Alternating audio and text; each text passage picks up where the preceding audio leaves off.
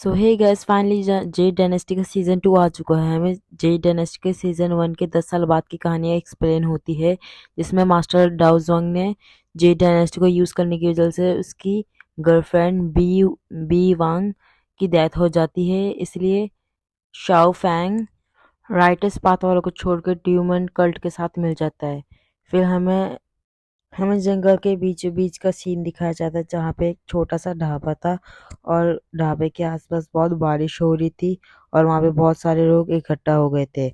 और कुछ लोग बात करते हैं कि ड्यूमन कल्ट और लाइटस पाथ वालों की लड़ाई वॉर की वजह से बहुत ही बड़ा इस वर्ल्ड में युद्ध छिड़ गया है।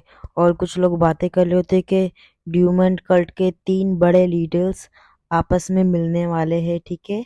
उसके बाद एक की लड़की शाओ हुआंग, बल्कि ये वही लड़की है जो शाओ फैंग को अपने फर्स्ट सीजन के अपने ग्रैंडपा के साथ मिली थी।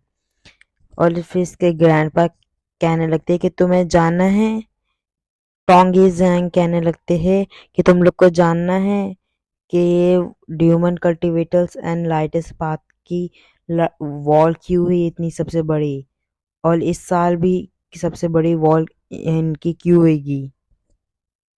फिर इसकी ग्रैंड डॉटर कहती है, दादाजी आप यहाँ पे भी कुछ भी मत बोल देना। फिर इसका दादाजी बोलता है, मेरी उम्र जैसे जैसे बढ़ रही है उसके साथ मेरा पैसा भी बढ़ते जाएगा। उसके दादाजी कहने लगते हैं ये सब कुछ शुरू है किंग यूंग सेट के एक डिसाइबल से जिसका नाम है जेंग शाओफैन, जिसके पास बुद्धिज्म और टेलिनिज्म के दोनों अंदर के पावर थे। और जिसके पास आ चुका है ड्यूमंस का सबसे पावरफुल वेपन ब्लड डेलोमिट बीट। और उसके इवल स्पिरिट ने इसको एब्जॉर्ब कर लिया था। उसके बाद उसने कुछ समय के बाद वो एक ड्यूमन कल्ट की लड़के से मिलता है जिसका नाम होता है बी बी वाओ। और उसकी वजह से इसकी सारी सच्चाई बाहर आ जाती है। उसके बाद घोस्ट किंग अपनी बड़ी सी आर्मी के साथ किंग सेट पे अटैक करना चाहता है। उसके बाद मास्टर डाओ जुआंग को अपना जी डायनेस्टी यूज करके अटैक करना पड़ता है जाफांग के ऊपर। फिर बी वांग अपने आप को सेक्रीफाइस करके जाफांग को बचाती है, जिसकी वजह से उसकी बॉडी और उसकी सोल डिस्ट्रॉय हो जाती है और उसके बाद वो मर जाती है।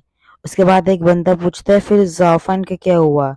फिर वो बोलता है इसी के साथ ही इस लड़ाई की स्टार्टिंग होती है, जहाँ पे हमें एक वॉर का सीन दिखाया जाता है जहाँ पे ड्यूमन कल्ट और लाइटस पाथ वालों की वॉर होली होती है और जिसमें बहुत बड़े पदनामे पे ड्यूमन कल्ट के सैनिकों की जान जा रही होती है। फिर ड्यूमन कल्ट का चीफ भी आ जाता है वॉर करने के लिए लाइटस पाथ वालों के साथ। और उसके बाद वो अपने पावर से उनके साथ वॉर करने लगता है, जिसमें वो ड्यूमन फॉल डार्क लाइट का यूज करके एक दो तीन तीन लोगों को हैंडल कर रहा होता है। उसके बाद आ जाता है वॉल के साइड, सैकड़ों ड्यूमन की जान जा रही थी तो सैकड़ों अच्छे लोगों की जान जाती है। उन सब ड्यूमन्स में से उनके सबसे चीफ बॉस होता है वो लाओ डाओ, जो लाइटेस्ट बात वालों के ऊपर भारी पड़ रहा होता है। फिर उस बॉस यहाँ पे शाओ फैन आ जाता है जिसके अंदर से ड्यूमन ऑरा निकल रहा होता है बहुत ज्यादा। उसके बाद फैन अपनी पावर से ड्यूमन कल्ट के लोगों को मार रहा होता है और उसको मारने पे सिर्फ चंद सेकंड का टाइम लग रहा होता है। ड्यूमन कल्ट की हालत बहुत खराब कर दी थी तो ड्यूमन कल्ट के लोग शॉफन बोलते हैं लड़ो या फिर यहाँ पे मारो। फिर ड्यूमन कल्ट के बहुत सारे लोग उसके सामने सरेंडर कर देते हैं। फिर लाउडो समझ जाता है अब उनके हारने का टाइम आ गया है। जिस जिस ब्लड रिफाइनिंग हॉल के ऊपर उसने 800 साल से कब्जा किया हुआ था अब उसको छोड़ना पड़ेगा वो ब्लड रिफाइनिंग हॉल। तो लीडर्स लिंग फैन और लेडी शाओ फैन भी सरेंडर करने के लिए रेडी हो जाते हैं। जब ये तीनों सरेंडर करने के लिए जा रहे होते तो फिर इनका कोली वाइल्ड डॉग बोलता है बॉस हमने कसम खाई थी अपने एंसेस्टर के सामने हम लोग इस ब्रेड रिफाइनिंग हॉल की रक्षा करेंगे। फिर उसका लीडर बोलते हैं हम हमें ये छोड़ना पड़ेगा। अब उसके बाद ये बोलते हैं मैं जिंदा हूँ तो उस ब्लड रिफाइनिंग हॉल के जरिए जिंदा हूँ, अब मैं मरूंगा तो इसको साथ लेके मरूंगा। फिर इसका बॉस बोलता है जाओ तुम इसकी रक्षा कर लो।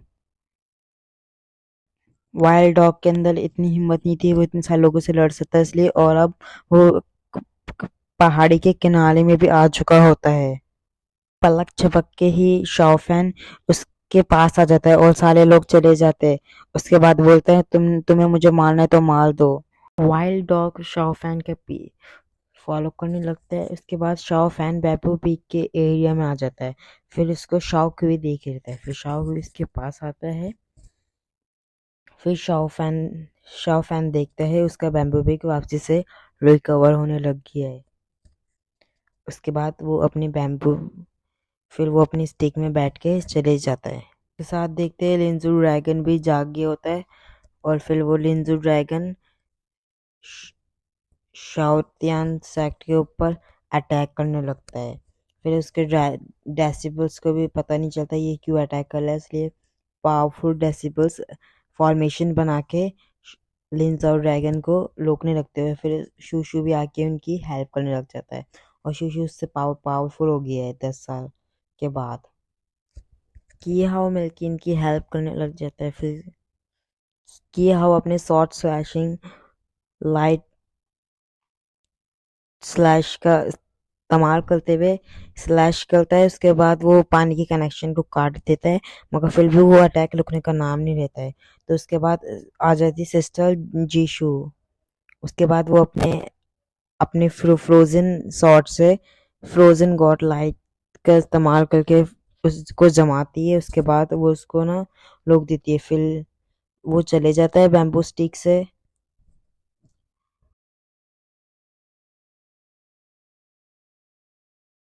जीशु फिर उसको जूजू ड्रैगन को जाने को बोलती है। उसके बाद जी जीसू वापस नीचे उतरती है। फिर की हाउ बोलता है सिस्टर जीसू फिर आपका कल्टीवेशन बढ़ गया है और आपके सॉर्ट का कल्टीवेशन भी हाईएस्ट लेवल में जा चुका है। फिर ये लोग सोच रहे होते हैं कि ड्रैगन जूजू को इतना ज़्यादा गुस्सा क्यों आया। इन लोग को नहीं पता होता है शॉफन यहाँ से गुजरा था। फिर ये लोग बोल रहे होते कि अच्छी बात है किसी को भी कुछ चोट नहीं लगी। उसके बाद ये लोग चले जाते। शॉफन आ जाता है। फिर एक प्रीटी सी केव में जो बिल्कुल आइस से कवर होती है, वहाँ पे बहुत ज़्यादा प्रीटी से फ्लावर होते हैं। और उसके बाद वो बोलता है 10 सालों तक तुम यहाँ पे सेफ हो अभी भी बी बी वांग। फिर वो बोलता है मैंने तुम्हारे फादर की हेल्प करी एक और सेक्ट के तबाह करने में। तुम्हें पता है मैं अभी वहाँ पे गया था जहाँ पे हम लोग पहले फर्स्ट टाइम मिले थे। और मैंने तुम्हारे फादर की हेल्प की थी उस सेक्ट को तबाह करने में। और मैंने उस सेक्ट के सिर्फ एक बंदे को छोड़ दिया ताकि बोलता है मैं उस बंदे को नहीं मार पाया। और मैं डाउजू सेक्ट भी में बैम्बू सेक्ट भी गया था उस ट्री के पास जहाँ पे हम दोनों ने बैठ के बातें की थी। और वो ट्री 10 सालों से अभी तक चेंज नहीं हुआ, बस चेंज हुई हो तो तुम। वो बोलता है तुम 10 साल हो गए तुम अभी तक नहीं उठी, मैं तुम्हारे उठने का बेसब्री से वेट कर रहा हूँ। फिर बहाल से उसकी बी वांग की आंट उसको देख के बोली होती है ये जब भी 10 साल में आया है जब भी 10 साल में आया है ये पहले सिर्फ बी वांग को देखने आया है। तो उसके बाद एक एक गार्ड आके बोलता है सेक्रेटरी शी वांग से मिलना चाहते हैं शी हुआंग से। ये फिर वो बोलता है या आप इससे दूर रहा करें ये बहुत डेंजर है। हमें एक बंदे को दिखाया जाता है जो प्रैक्टिस कर रहा होता है एक फॉरेस्ट में जिसका नाम होता है जिंगयू। ये शाओ फैन का एक बचपन का दोस्त होता है। फिर उसके मास्टर्स फिर उसके मास्टर बाहर आके उसके ऊपर एक कैंडल फेंकते हैं और ये उसको अपने शॉर्ट स्लैश से काट लेता है जल्दी भी कैंडल को। उसके बाद उसके मास्टर उसके ऊपर और शॉर्ट स्लैश करके कैंडल फेंकते। उसके बाद वो उन सबको स्लैश से काट के सारी जला देता है लाइटें। स्लैश स्लैश ना उसके बाद उसके मास्टर बोलते तुम्हारे कल्टीवेशन इस 10 सालों में बहुत ज़्यादा ही बढ़ गया और ये 10 साल कहाँ बीत गए मुझे पता भी नहीं चला। फिर बोलता है मास्टर, जिंगयू के टीचर बोलते तुम एक ना मैसेज पहुंचाओ सेक रीडर के पास। इन अब ना बहुत बड़ी वॉर होने वाली है, इसलिए सेक्ट सेक्ट के रियल जीनियस एक जगह इकट्ठा होने वाले हैं। तुम ये जल्दी जाके ना सेक्रेटरी को इन्फॉर्म करो। वो फिर बोलता है वो इसको उसको कुछ क्वेश्चन पूछना था। फिर मास्टर बोलते हैं बच्चे तुम्हें हर सवाल का जवाब मिलेगा बाद में। फिर वो अपनी ड्रैगन स्वॉर्ड उठा के जाने लगता है जिंगयू उनको गुड बाय कह के। इसके बाद जिंगयू जब जा रहा होता है उसके बाद ये उसके टीचर मोमबत्ती उठा के अपने एंसेस्टर की पूजा करने लगते। उसके बाद सैक्रेडल आ जाते। फिर बोलते 10 सालों में इतना सब कुछ बदल गया। हम देखते हैं ड्यूमन सेक्ट के लीडर को, घोस्ट किंग को, जो अपनी ड्यूमन ड्यूमन टेरिटरी के अंदर होते हैं और उनके पास शाओ फैन आता है।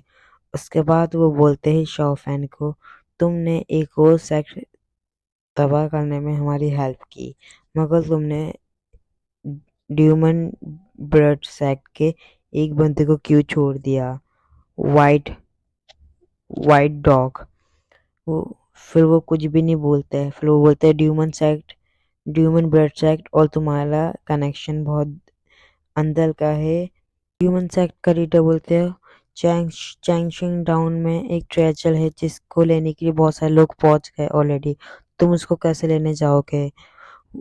ह्यूमन सेक्ट में घोस्ट किंग और वान डॉन हुआंग सबसे पावरफुल है। वैसे लाइटेस्ट पाथ में भी एक कल्टीवेटर है जो चैनसन लाइटेस्ट पाथ वालों के लिए बहुत इंपॉर्टेंट है और पावरफुल कल्टीवेटर है।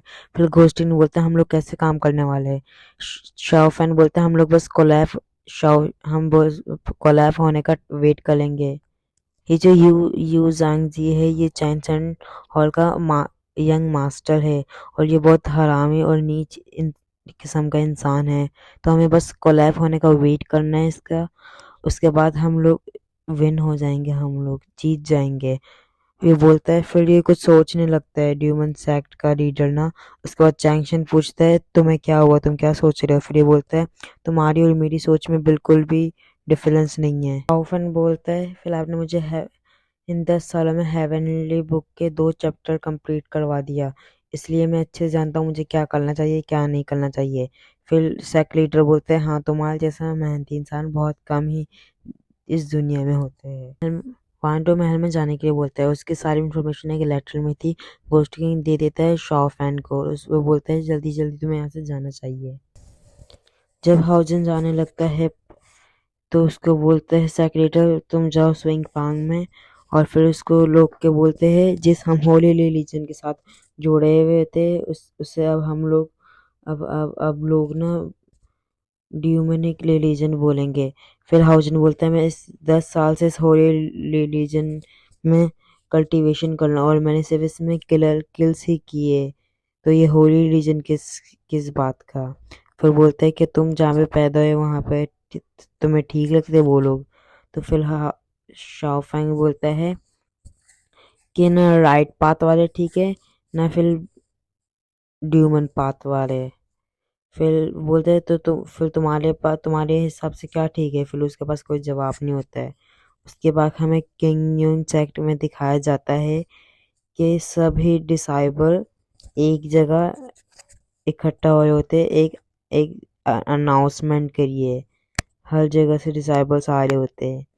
उसके बाद किंग यून सेट का जो लीडर होता है अभी भी उनके ग्रैंड मास्टर मास्टर डाओजुआंग होते हैं और उनके आसपास बैठने वाले एल्डर्स वो साले रिप्लेसमेंट होके उनके डेसिबल्स आ जाते हैं। उनके डेसिबल्स में से एक डेसिबल्स बोलता है एक सेक्ट का कि मेरे भाइयों और बहनों हम इस जगह एक पावरफुल ट्रेजर को लेने के लिए इकट्ठा हुए हैं। उस ट्रेजर को लेने के लिए बुद्धिज्म सेक्ट और हमारा सेक्ट किंगडम सेक्ट और एक और सेक्ट हमारी हेल्प करेगा। हमारे सेक्ट में लेकर आने के उस ट्रेजर को हमें कुछ अच्छे डिसाइपल चाहिए जिनको हम चुन के लेके जाएंगे। और हाँ और हमें वहाँ पे ड्यूमन सॉफ्ट हमारा फर्स्ट काम होगा ड्यूमन सॉफ्ट सेक्ट के लोगों को मारना और सेकंड काम होएगा हमारा ट्रेजर लेकर आना। इसलिए हम यहाँ से कुछ बेस्ट क्वालिटी के डिसाइबल्स को लेके जाएंगे। किंग सेक्ट के डिसाइबल कसम खाते वो ट्रेजर कभी भी ह्यूमन जॉक सेक्ट के हाथ में नहीं आएगा, और किंग सेक्ट से निकल जाते हैं डिसाइबल्स और बाकी जगहों से भी निकल जाते हैं, और शाओफैन भी निकल जाता है उनके पीछे पीछे ना, और भी सेक्ट के बुद्धिज्म और ट्रायंगल सेक्ट के लोग भी निकल जाते हैं उनके पीछे पीछे। ग्रैंडपा और उनके ग्रैंड डॉटर को भी दिख जाता है, बहुत बड़ी तादाद में निकल चुके हैं यहाँ से लोग ट्रेजर को लेने के लिए, और उनके पीछे शॉफैन भी जा रहा होता है, और उस ड्रैगन की आंख फिर से खुल गई होती है, ड्रैगन शॉफैन जा रहा होता है। तो हे गाइस, कैसी लगी आपको मेरी ये वीडियो? पसंद तो लाइक कमेंट शेयर कर दीजिएगा।